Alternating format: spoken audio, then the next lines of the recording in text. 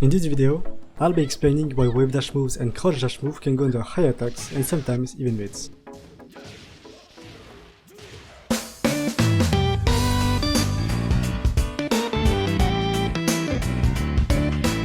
There are two different reasons an attack could possibly go under another: crushing and evasion.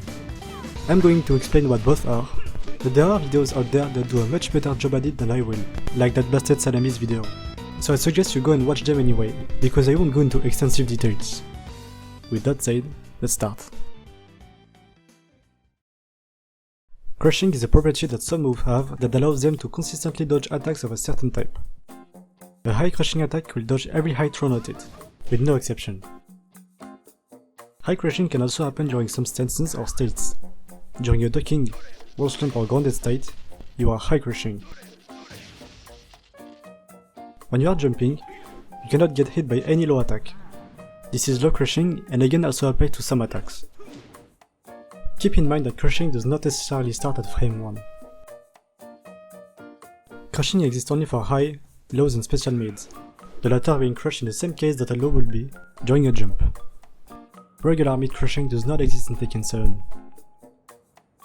Crushing is a consistent rule, whereas evasion is neither consistent nor a rule. Evasion is simply the result of hitbox and outbox interaction. It allows a character to dodge an attack by shrinking his outbox enough to go under it, regardless of the attack's type. This means that whether the evasion will be successful or not depends entirely on the size of the hitbox and outbox.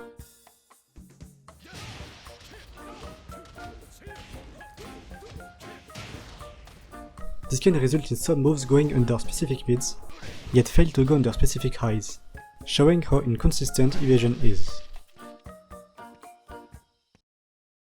Quick note: a Wavedash is a succession of multiple Mishima-style Crouchdash, but Mishima-style Crouchdash is too long of a name to be repeated so much, which is why I will refer to it as a Wavedash from now on, even though it's wrong. With that explained, let's talk about how do those apply to Wavedash moves. An electric has the character duck during its animation. This is what allows it to evade moves during its startup frames.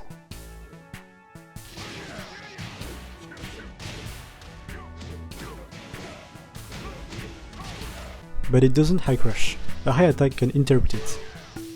Because evasion is animation based, this means that Jin's electric, which has a different animation, does not evade like Mishima's electrics.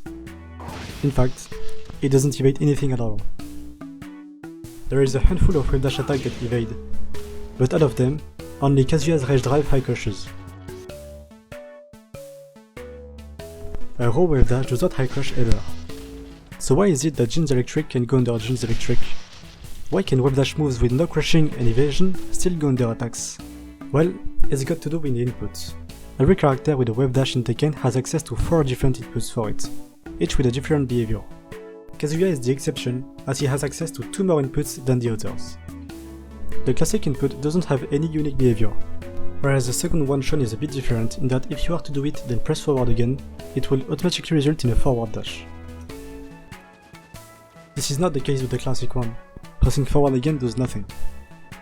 This can be fixed by adding a forward at the end of the input, allowing the second forward to start a dash, but making the input longer in the process. I'll get to the other inputs a bit later.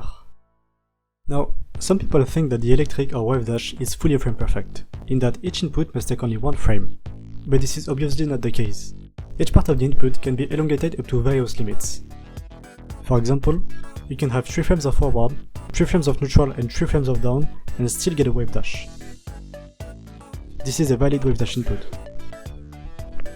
Now, I want you to focus on the input before the down forward. At this point in the input, the Wavedash hasn't started yet.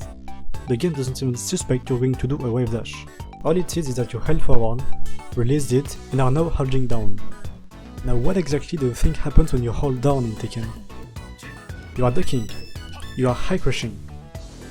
During those 3 frames of down, you will go under any high aimed your way, and the Wavedash will still start afterward. But this leaves a question: if you can have 3 frames of down and still get a Wavedash, what's the maximum you can have? 10 frames. You can high crush for 10 frames before a Wavedash, 1/6 of a second. For reference, the vast majority of attacks in Tekken have between 1 and 3 active frames. Because this high crushing comes from the input, it means you can do it with any character with a wave dash and from any wave dash attack.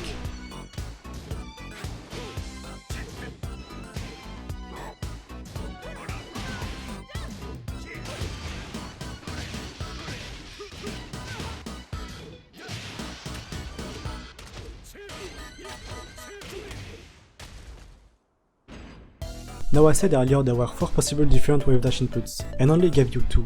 The 2 remaining ones are not really well known. Most people think that only Kazuya and King can do a neutralless wave dash, but actually everyone with a wave dash can. But while the training mode shows the same input for everyone, it is not all the same. The difference is that while Kazuya can do it in 3 frames, everyone else has to do it in 4, with 2 down frames instead of a single one. That includes King as well. So instead of removing the neutral frame from the classic input, it is simply replaced by a down frame. Therefore, the maximum amount of down frames in Wave Dash is not 10 but 11, as the neutral frame can be replaced with a down one. The funny thing is that in Tekken, it takes 6 frames of down to go into a full crouch. So you are technically doing an electric from crouch. I call it the while standing electric. Going back to the neutralless Wave Dash, it has the particularity of not being doable at all from a dash, preventing it from being done multiple times in a row, as wave dash are cancelled by doing a forward dash. The exception to this behavior is King, whose wave dash behaves the complete opposite way. It's not the neutralless wave dash he cannot do while dashing, it is the regular one. King cannot chain regular wave dashes, but he can with neutralless ones, which is what makes wave dashing with him fairly hard. Only King's wave dash works this way. Kazuya's 3 frame shortcuts also cannot be done from a dash. Any wave dash that cannot be done from dashing can still however be done from running, requiring 3 total forward presses. That's about it for the wave dash. But what about the crouch dash? The crouch dash always starts with a down input. It therefore also has high crouching frames. The maximum amount of down frames is, however, different.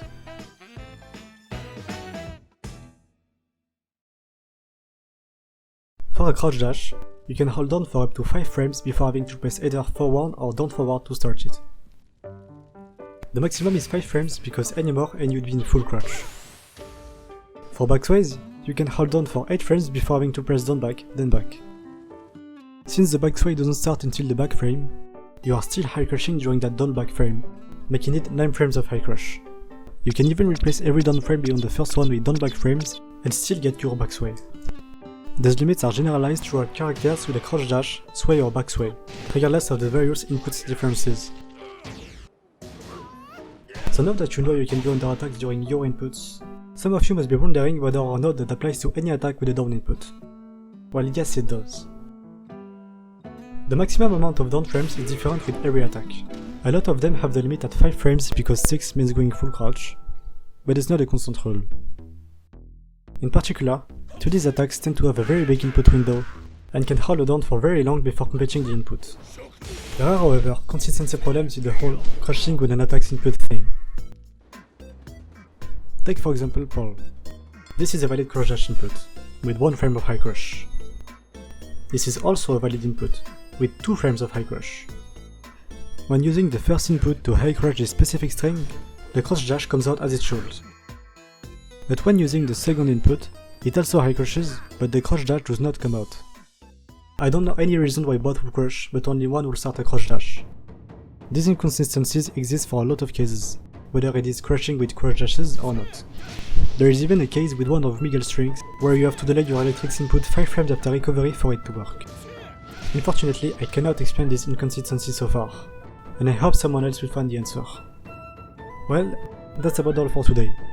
I hope this cleared up some common misconceptions about crushing and wave dashes, and I hope you enjoyed the video as well. See ya! Don't forget to subscribe!